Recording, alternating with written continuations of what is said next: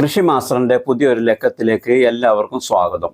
നമ്മുടെ വീട്ടിൽ ഒരു സാമ്പാറോ ഓലനോ ഒക്കെ വെക്കണമെങ്കിൽ നമ്മൾ ആദ്യം തിരയുന്നത് കുമ്പളങ്ങയായിരിക്കും.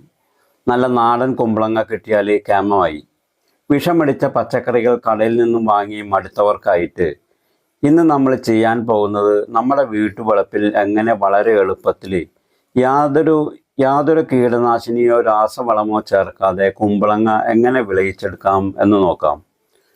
ഒരു പരീക്ഷണത്തിന് പോലും കൃഷി ചെയ്യാൻ മടിയുള്ള വീട്ടമ്മമാർക്ക് പോലും ധൈര്യമായി നടാൻ പറ്റിയ ഒന്നാണ് കുമ്പളങ്ങ കൃഷി.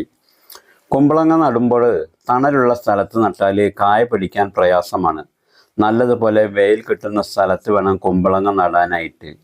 കുമ്പളങ്ങയെ സംബന്ധിച്ച് വർഷത്തിൽ എപ്പോൾ വേണമെങ്കിലും നടാമെങ്കിലും ജനുവരി, മാർച്ച്, ജൂൺ, സെപ്റ്റംബർ മാസത്തിൽ നടുന്നതാണ് ഏറ്റവും ഉത്തമം. നടാനായിട്ട് വിത്ത് തിരഞ്ഞെടുക്കുമ്പോൾ നമ്മുടെ നാട്ടിലെ നന്നായി വളരുന്ന ഇനങ്ങളായ ഇന്ദു, KAU, ലോക്കൽ ഇത്തരം തൈകൾ നല്ല വിശ്വസ്തമായ സ്ഥലത്ത് നിന്ന് വാങ്ങാൻ ശ്രമിക്കുക.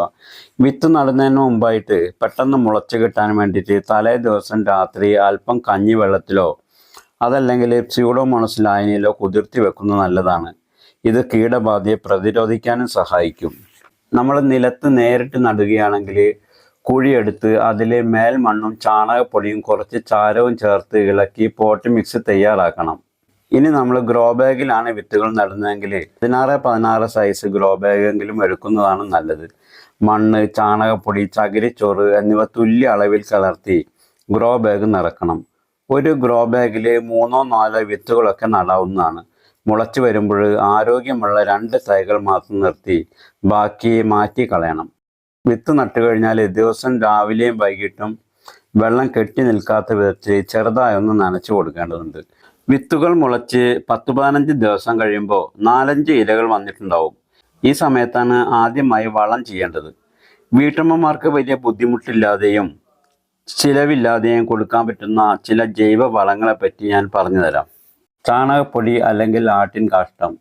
തൈകളുടെ ചുവട്ടിൽ നിന്നും അല്പം മണ്ണ് മാറ്റി വളം ഇട്ടതിന് ശേഷം വീണ്ടും മണ്ണ് കൂട്ടി കൊടുക്കണം. അതുപോലെ തന്നെ മറ്റൊരു ജൈവവളമാണ് കടലപ്പിണ്ണാക്ക് പുളിപ്പിച്ചത്. പിണ്ണാക്ക് വെള്ളത്തിലിട്ട് 3-4 ദിവസം പുളിപ്പിച്ച ശേഷം അതിൻ്റെ തെളിയെടുത്ത് അതിലേക്ക് 10 ഇരട്ടി വെള്ളം ചേർത്ത് ചുവട്ടിൽ ഒഴിച്ചു കൊടുത്താൽ കുമ്പളം പെട്ടെന്ന് വളർന്നു വരും. കടലപ്പിണ്ണാക്ക് പുളിപ്പിക്കുന്ന വിധമെല്ലാം മറ്റ് വീഡിയോകളിൽ ഞാൻ പറഞ്ഞിട്ടുമുണ്ട്, കാണിച്ചിട്ടുമുണ്ട്. ഒട്ടും ചിലവില്ലാത്ത മറ്റൊരു വളമാണ് കഞ്ഞിവെള്ളവും ചാരവും.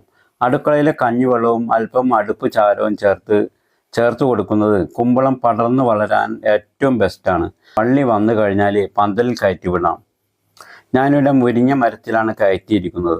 നമ്മൾ നിലത്ത് പടർത്തുകയാണെങ്കിൽ അടിയിൽ ഉണങ്ങിയ ഓലമടൽ വിരിച്ചു കൊടുത്താൽ മതി. അതിൽ പടർന്ന് കയറിക്കൊള്ളും. പൂക്കൾ വിരിഞ്ഞു തുടങ്ങിയാൽ ആദ്യം വിരുന്ന പൂക്കളെല്ലാം കൊഴിഞ്ഞു വീഴുന്നത് കണ്ട് പലരും വിഷമിക്കാറുണ്ട്. അത് കണ്ട് പേടിക്കേണ്ട കാര്യമില്ല. ആദ്യം വിരുന്നത് ആൺപൂക്കളായിരിക്കും.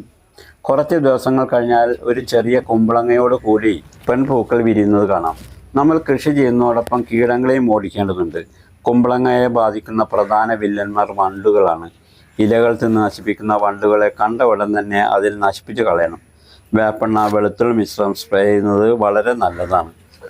അതുപോലെ തന്നെ കുമ്പളങ്ങ ചെറുതായി ഉണ്ടായി വരുമ്പോൾ തന്നെ കായ്ച്ച കുത്തിപ്പോവാതിരിക്കാൻ കവർ കൊണ്ടോ പേപ്പർ കൊണ്ടോ പൊതിഞ്ഞ് സൂക്ഷിക്കണം.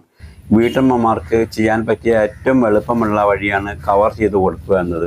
കുമ്പളങ്ങ ഏകദേശം 80 മുതൽ 90 ദിവസത്തിനുള്ളിൽ വിളവെടുക്കാൻ പാകമാകും. ഇനി വിളവെടുക്കാറായാൽ എങ്ങനെ മനസ്സിലാക്കാൻ പറ്റും എന്ന് ചില സുഹൃത്തുക്കൾ ചോദിക്കാറുണ്ട്. മൂത്ത് കഴിഞ്ഞാൽ കുമ്പളങ്ങയുടെ മുകളിൽ ഒരു വെള്ളപ്പൊടി ചാരം പോലെ വന്ന് നിറയും. അപ്പോൾ മനസ്സിലാക്കാം നമുക്ക് കുമ്പളങ്ങ വിളവെടുക്കാറായെന്ന്. അപ്പോൾ വലിയ ചിലവോ കഷ്ടപ്പാടോ ഇല്ലാതെ വീട്ടമ്മമാർക്ക് അടുക്കള തോട്ടത്തിൽ വളർത്തിയെടുക്കാവുന്ന ഒന്നാണ് കുമ്പളം. ഒരു കുമ്പളങ്ങ കിട്ടിയാൽ എത്ര നാൾ വേണമെങ്കിലും നമുക്ക് കേടുകൂടാതെ സൂക്ഷിച്ചു വെക്കാൻ പറ്റും. ഇനി മാർക്കറ്റിൽ പോയി വിഷം അടിച്ച കുമ്പളങ്ങ വാങ്ങേണ്ടതില്ലല്ലോ. ഇന്ന് തന്നെ വിത്ത് വാങ്ങി നടാൻ ഒരുങ്ങിക്കൊള്ളൂ. ഈ വീഡിയോ നിങ്ങൾക്ക് ഉപകാരപ്പെട്ടെങ്കിൽ ലൈക്ക് ചെയ്യാനും ഷെയർ ചെയ്യാനും മറക്കരുത്. ഇനി മറ്റൊരു കൃഷി വാർത്തയുമായി വീണ്ടും കാണാം. Okay, thank you.